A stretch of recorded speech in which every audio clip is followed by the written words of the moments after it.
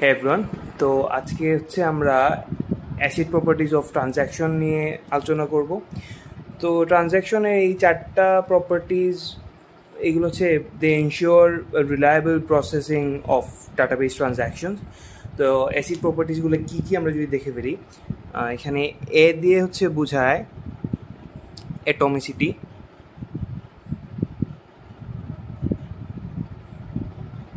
C দিয়ে হচ্ছে বোঝায় কনসিস্টেন্সি,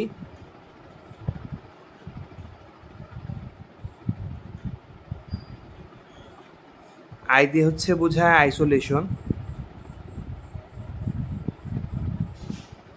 আর ডি দিয়ে হচ্ছে বোঝায় ডিউরেবিলিটি।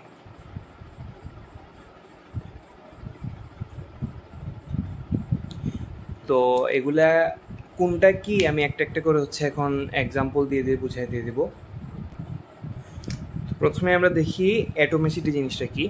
অ্যাটমিসিটি দিয়ে হচ্ছে বোঝায় আইদার একটা transaction either a transaction is fully committed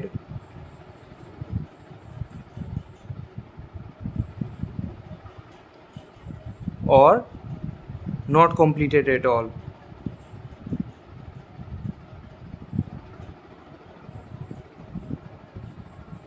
অর্থাৎ আইদার আমার একটা ট্রানজ্যাকশন ওইটা ফুললি হয়ে যাবে, কমিট হয়ে যাবে।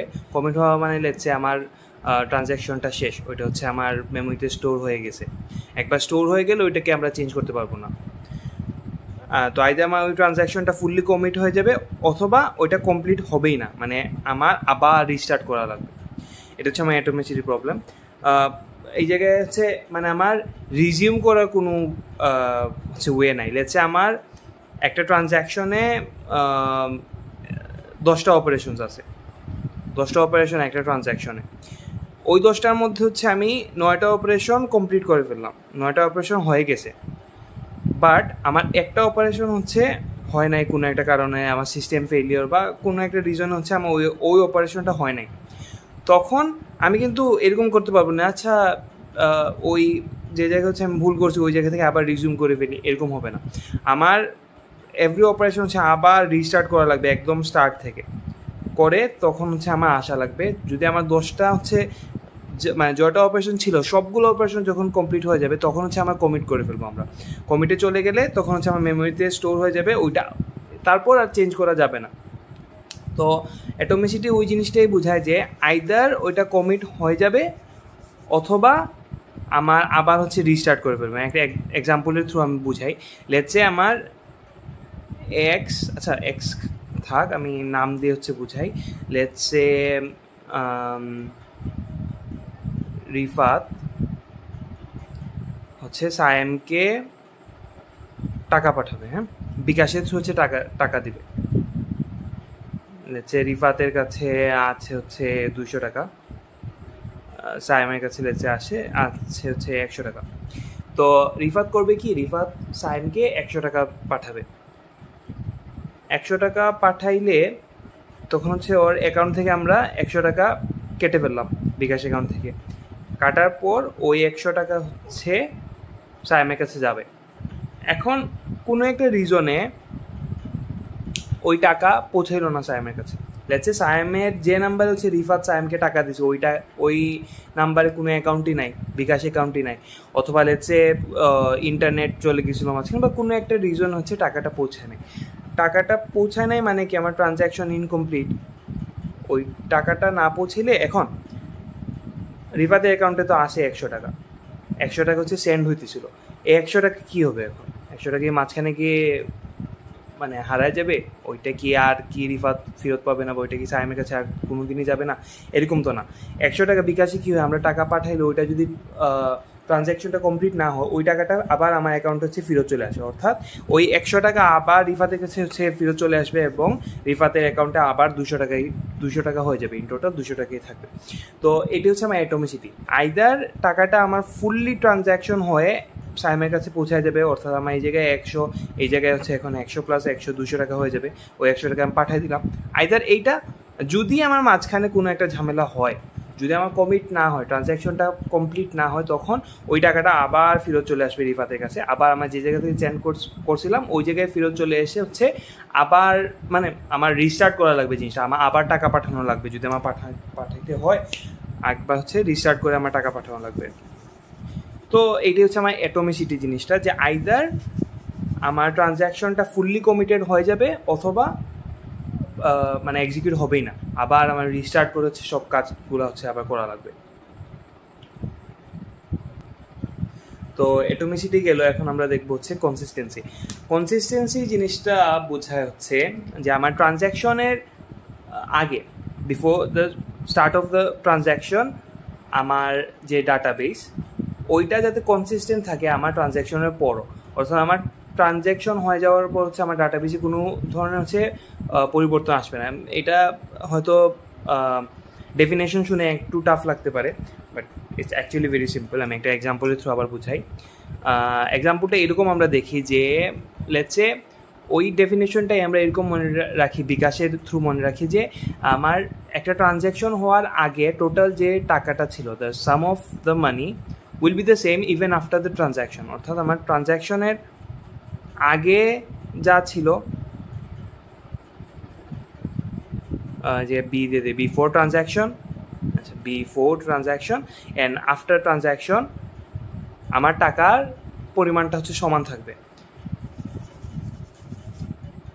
তো ওই জায়গায় লেটসে আমরা ওই আগের এক্সাম্পল দিয়ে দেখি, রিফাত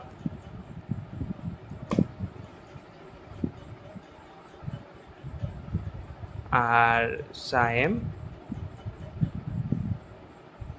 তো রিফাতের কাছে আসছে হচ্ছে লেটসে 20 টাকা, সায়েমের কাছে আছে হচ্ছে 10 টাকা।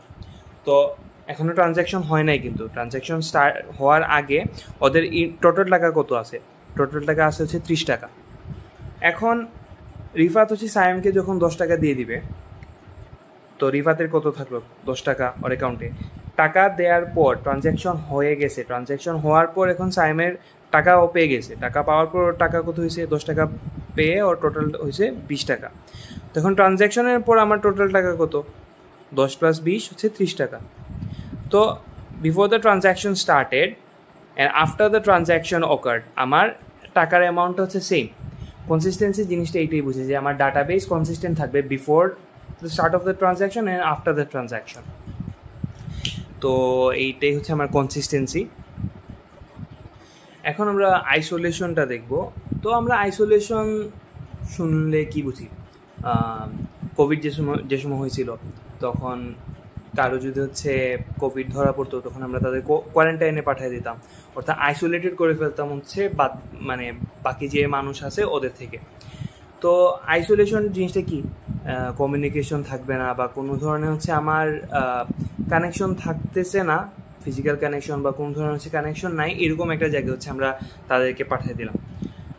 কোভিড হলে আমরা কী করতাম? আইসোলেট করতে হলে হচ্ছে আলাদা একটা রুমে পাঠিয়ে দিতাম, যে থেকে হচ্ছে ওনারা যারা হচ্ছে সুস্থ আছে তাদের কানেকশনে যাতে না আসে, ওরকম একটা জায়গা হচ্ছে রুমে রেখে দিতাম, রাইট? তো লেটস সে আইসোলেশনটা, অ্যাসিড প্রপার্টিজ বা আমার ট্রানজ্যাকশনে আইসোলেশন জিনিসটা কি? ওরকম একটা জিনিস যে যদি আমার মাল্টিপল ট্রানজ্যাকশন থাকে, লেটস সে T1 হচ্ছে ওইদিকে T2, তো আমার একটা ট্রানজ্যাকশন ওইটা অন্য আরেকটা ট্রানজ্যাকশনের এক্সিস্টেন্সটাই জানবে না, বা মানে কমপ্লিটলি আইসোলেটেড থাকবে একটা ট্রানজ্যাকশন আরেকটা ট্রানজ্যাকশন থেকে।